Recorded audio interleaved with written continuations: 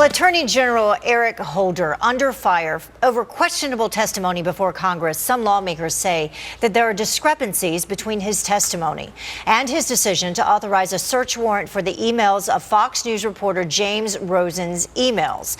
And now in the latest Fox News poll, take a look at this. 52% of Americans said they believe Attorney General Holder should resign.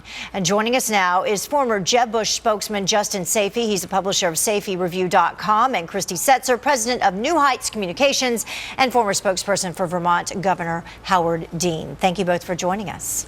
Great to be here. Good morning. So just to let everyone know at home, in case they haven't heard, the Attorney General said under oath that he knew nothing of, and this is a quote, the potential prosecution of the press. Days later, it emerged that Holder was involved in his department's successful effort to obtain Fox News reporter James Rosen's personal emails. The Justice Department sought access to the documents by arguing that Rosen was a likely criminal co-conspirator in a leak case. So, Christy, I'll start with you. Sure. Did the Attorney General lie, and should he resign? Well, I think the question of whether he should resign will probably come down on partisan lines. And that's actually the problem for the administration, Heather, is that up until now, this has been mostly a partisan issue, and that's slightly changing.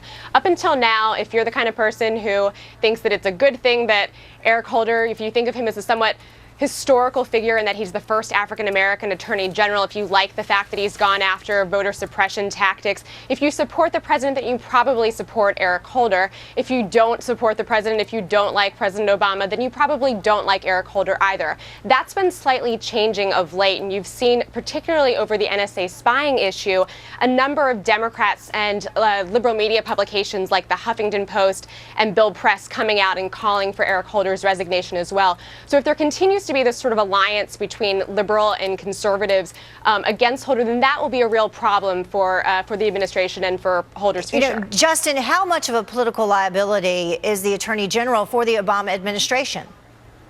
Well, he's a big liability. When you have 52% of the American people in that poll that you just showed that says he should resign, at some point the American people are going to start to ask, why is President Obama letting him stay in the office? And especially when these questions keep coming up over and over and over again about whether he's been fully transparent with the American people's representatives in Congress. That's a big liability because the president has always prided himself on wanting to have the most transparent administration. And yet at this point, with all the questions been raised about Benghazi, about the AP access to the reporters, about what they did with James Rosen, now this testimony to Congress, it's starting to look like the least transparent administration in American history. So, Justin, I have to ask you the question that you just said yourself. Why does he still have his job?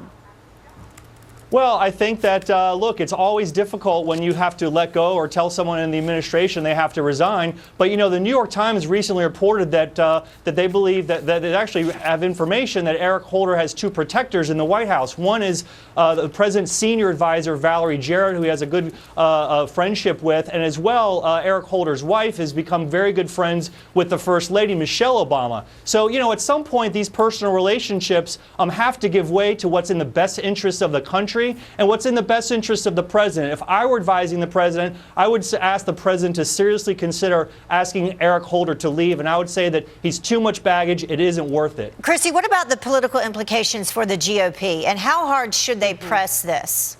Yeah, I think there's a real danger for the Republicans in overplaying their hand here. Look, the public's not stupid, and neither is the president. They know that Republicans didn't just start hating Eric Holder yesterday or with some of these recent issues. This goes back years. You know, you can look at a year ago and see John Cornyn calling for Eric Holder's resignation then.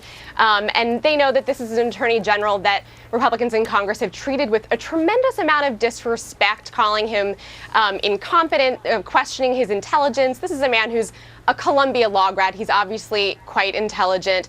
And, you know, and the danger for Republicans in Congress is overplaying their hands and making this look like more of a witch hunt and not actually about the recent issues at hand.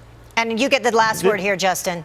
Yeah, this is not a partisan issue. This is an American issue. Eric Holder's the top law enforcement person in this administration, and it's Republicans and Democrats should expect nothing but the highest levels of ethics and transparency from him. And if they don't get that, then the American people, Republicans and Democrats, should demand that he go. We'll see if we get some actual answers this week. Thank you so much for joining us. We appreciate it. Both of you. Great to be here. Thanks, Heather. Happy Father's Day. Yes, Eric.